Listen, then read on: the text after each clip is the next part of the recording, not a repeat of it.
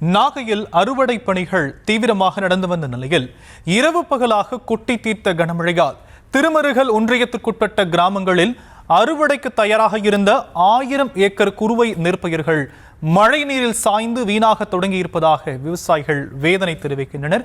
முதலில் விவசாயிகள் அளித்த பேட்டியை கேட்கலாம்.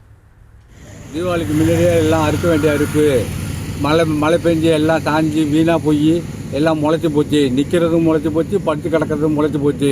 அதனால எங்களுக்கு ஒரு 30,000 ரூபா செலவு பண்ணி நாங்கள் விவசாயம் பண்ணோம். அதில் ரொம்ப கஷ்டமான நிலவரத்தில் எங்களுக்கு எல்லாம் வீணாக போயிட்டு அறுத்த நெல்லையும் பிடிக்கல. அதனால் நாங்கள் அறுக்க முடியல.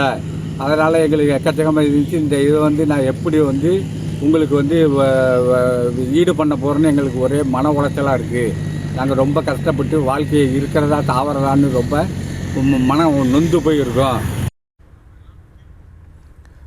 இது பற்றிய விவரங்களை செய்தியாளர் லெனின் வழங்க நாம் கேட்கலாம். லெனின், விரிவான விவரங்கள். நிச்சயமாக சியாம், நாகப்பட்டினம் மாவட்டத்தில் இந்த ஆண்டு 1,00,000 ஏக்கரில் குறுவை சாகுபடி செய்யப்பட்டு தற்போது அறுவடை பணிகள் தீவிரமாக நடைபெற்று வந்தது. 20% அறுவடைகள் பணிகள் முடிவடைந்த நிலையில் மீதமுள்ள அறுவடை பணிகள் தொடங்கும் முன்னே நாகப்பட்டினம் மாவட்டத்தில் பருவமழை தொடங்கியது. 2-3 நாட்கள் இரவு பாலாக கொட்டித்தீர்த்த கனமழையால் திருமருகல் ஒன்றியத்துக்கு உட்பட்ட எரவாஞ்சேரி, துறையூர், உத்தூர், சேகல், கீழப்புதனூர், கரையிருப்பு, மரும்பூர், போலகம், சில்லாலி, புத்தகரம், மாதிரிமங்கலம் உள்ளிட்ட பகுதிகளில் 1000 ஏக்கர் அறுவடைக்கு தயாராக இருந்த குறுவை நெல் பயிர்கள் முழுவதுமாக மழைநீரில் மூழ்கியது. இன்னும் ஒரு வார காலத்தில் அறுத்து மகசூல் கைக்கு வரும் நேரத்தில் அனைத்தும் வீணாகி போய்விட்டதாக விவசாயிகள் கவலையடைந்துள்ளனர். தற்போது மழை விட்டிருந்தாலும் வயல்களில் தண்ணீர் வடியாத காரணத்தால் நெற்பயிர்கள் அனைத்தும் அழுகி போகக்கூடிய நிலையில் உள்ளது. மேலும் தண்ணீரில் ஊறிய நெல்மணிகள் அனைத்தும் உழைத்து நாற்றாகி போன அவலநிலையை நாம் கண்கூடாக பார்க்க முடிகிறது. தற்போது மழைநீர் வடிய தொடங்கி வரும் நிலையில் பாதிக்கப்பட்ட குறுவை நெற்பயிர்கள் அழுகி துர்நாற்றம் வீசி வருகிறது.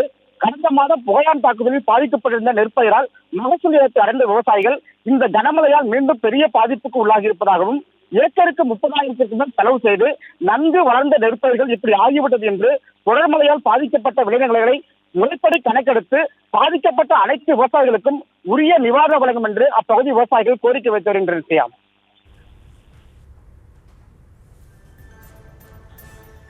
விவரங்களுக்கு நன்றி லெனின்.